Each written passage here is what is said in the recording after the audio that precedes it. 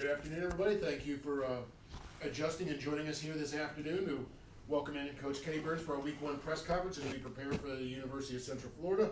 On Thursday evening, we've got a number of guys from all across college football landscape. So how we'll handle this is we'll start with Coach's opening statement. If you guys can, then I'll call on you individually, and you can speak your questions here for Coach. And then afterwards, this will be posted to our YouTube and Facebook pages as well as our website. So, Coach, given all of that, let's start talking some football. Week 1 against the UCF Knights. We're here, right? Finally. No, it's an exciting time for Kent State football. Excited to get going and finally play another opponent that's not yourself, which is always cool.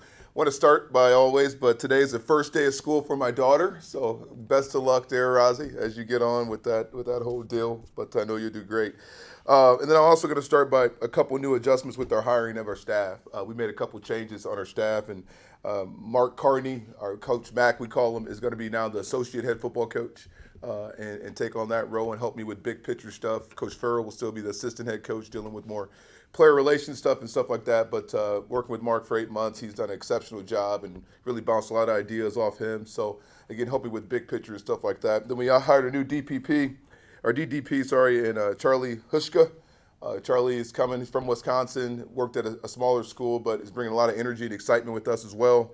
And then Ethan Lasinski is our new video coordinator and graphic design job as well. So those 3 guys are excited about them and their growth, and also excited about what they're going to bring to our program.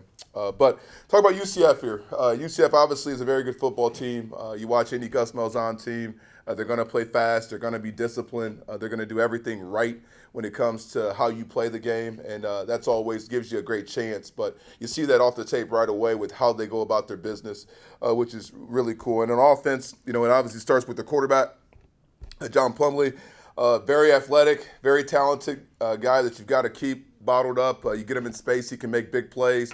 He's becoming a better thrower and more accurate. You can see that as the years went on. He's an experienced guy, a senior, played a lot of football for him, and a guy that the offense definitely runs through. And then they got a great running back in R.J. Harvey. He's explosive. He plays great in space. He's going to challenge us to really get him down because the first guy very rarely gets him down. So, again, we're going to have to play well with him. And then they've got a talented group of receivers as well, and O-line where they've got probably about 10 guys that can actually play, maybe more up front. So how they move those pieces will be interesting. But a very, very talented offense, obviously with the new coordinator from UAB, who's doing a great job. And I know Gus is involved in the offense as well. So a very, very talented group that plays the offense the right way. Then you look on the defensive side of the ball, very athletic. It obviously starts up front. Their defensive line is very talented.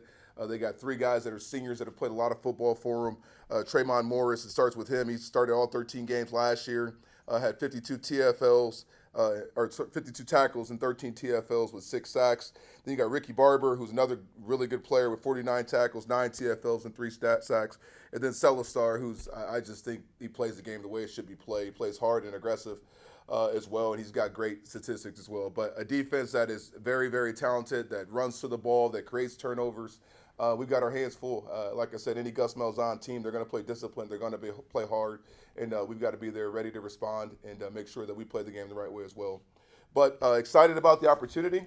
Our guys, like I said, they've worked extremely hard up to this point, and I know they're ready to play someone else. And anything like game 1 as a new head coach, I love it because you get to see exactly where your football team is, and gives us data to know how to respond and how to get us better as we keep moving forward. But like I said, we're excited about game week. We're going to go out there, give it our best shot, and see what happens. All right, let's open everything up to questioning, and we'll start with the man directly to my right, Dave Clora from Kent State's TV2. Hey, Coach Burns.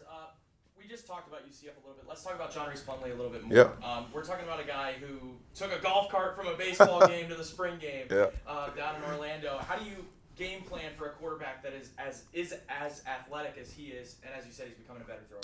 It's always hard to simulate that in a practice. But what you do is you just teach. You hope you taught your defense enough habits that they use in the game. Instinctual habits where you run to the ball, you keep them closed, you kind of try to suffocate them and keep them in the pocket. Little things like that to help yourself out. But like you said, you can't prepare for a guy who's that explosive in space. You just got to trust your rules, trust your principles, and trust your instincts. But he is an exceptional athlete. When you watch him on tape, you understand why he gets all the hype. He deserves it. He's, in my opinion, the best player on offense for sure.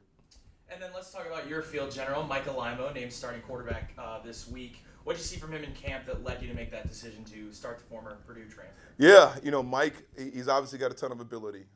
And it came down to the last scrimmage with him and Tommy. And Mike I thought he had more of a command. And I think that's the biggest thing. You got a young offense with a lot of new faces. And I wanted to see who commanded the offense. And Mike did that. So I think that's why I went with the nod with him. But you look at that with his ability to motivate others, his ability to take care of the football. And I think he learned our offense. I think at the beginning he was a little bit not sure about it, but as he got more ingrained in our offense, you saw the progress. And I'm excited about Mike and his leadership and what he can do for us. And then obviously it's a completely new team, right? A lot of new faces on offense, as you said. What are you looking for these guys to mesh in game one? You know what? I like I told our offensive staff just a minute ago in our staff meeting, there's going to be things that happen. You can't prepare for it all. The best learning things is experience, right? We don't have that right now. So guys are going to touch the stove and get burnt. Things are going to happen. I think the biggest thing we've got to do as a football team is just keep responding. It's not the end of the world if something bad happens, if you drop a ball. Move on, next play. And I think that's the biggest message to these guys because we're a talented football team. I truly believe that. I always say Sean did a great job in recruiting. I think now it comes down to just getting the experience that we need to move this team in the right direction. All right, let's open it up to our virtual audience and start with Derek DeMint from Believe Land in Cleveland. And Derek, do you have any questions here for Coach? Yeah, Coach. Leading into this week, with it being your first as a head coach, over the past couple months, has there been any coach that you've reached out to just kind of get some wisdom from leading into this week? Yeah, absolutely. There's been a lot of them. Obviously, PJ has gave me a lot of wisdom, and not only being the most recent head coach I've been a part of, but then also being a guy that was in the MAC. He's been in the MAC. He's turned the program into a winner, quickly at Western Michigan. So he's been someone that's given me great insight to this league and how to develop this program. And then also you've got Lance Leopold. Lance and me go back a long way to his Whitewater days, and Lance has been great. He was at Buffalo as well, and obviously turned Buffalo and then turned Kansas into the program that it is today. So those guys have been phenomenal just on how to build a program, staying true to what you believe in, who you are.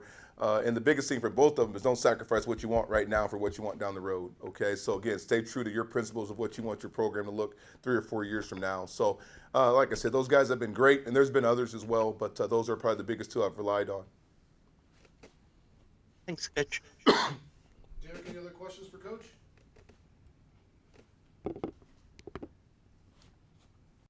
Yeah, I've got one. Hey, Kenny, it's Matt Rochelle from the Orlando Sentinel. I wanted to ask, how difficult is it moving forward this week, getting prepared when you're looking down and you see tropical storms and hurricanes kind of coming on the Florida coast? What's kind of been your thought and preparation as you get ready for this game?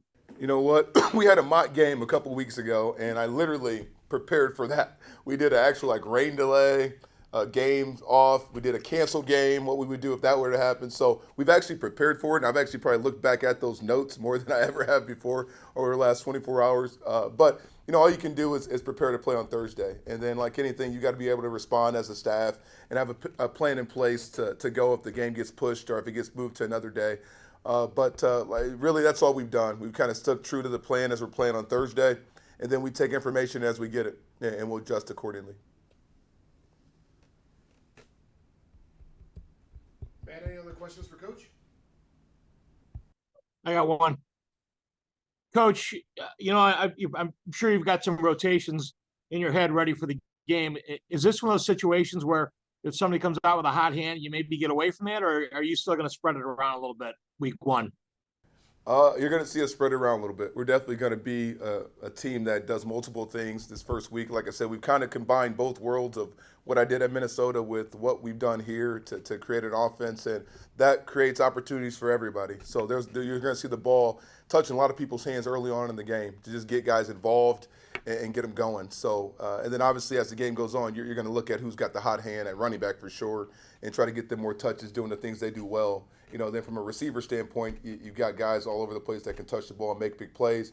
Matty J's job is to try to get them the ball as many different ways as possible.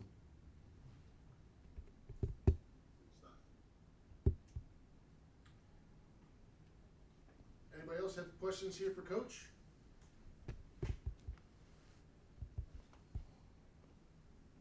All right, Coach. You guys are easy. Appreciate it. Thank you so much.